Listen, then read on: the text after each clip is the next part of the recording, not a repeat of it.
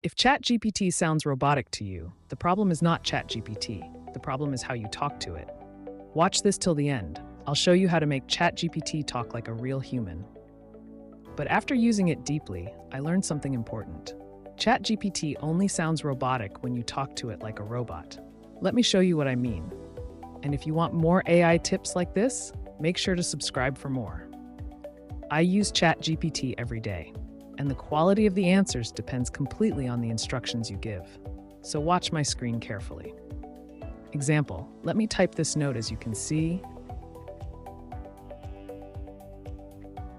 this is a basic instruction. There is no role, there is no emotion. Let ChatGPT respond fully, do nothing for 5 seconds. Yes, the answer is correct, but it's missing something.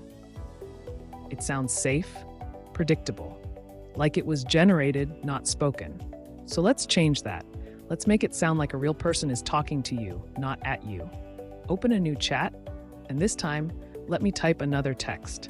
Now let's improve this. That's where the real difference starts. Here's what I'm doing differently. First, I give ChatGPT a role. Then I define the tone. And finally, I guide how it should communicate. That's the difference between getting an answer and having a conversation. Now read this carefully. You can feel the difference. It's clearer, more intentional, and it actually sounds like someone talking to you, not a system replying. That's the power of guiding how ChatGPT responds, not just what it responds to. This is the principle.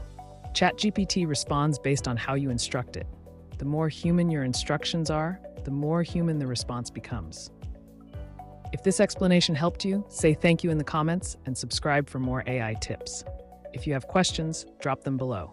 I'll reply to them.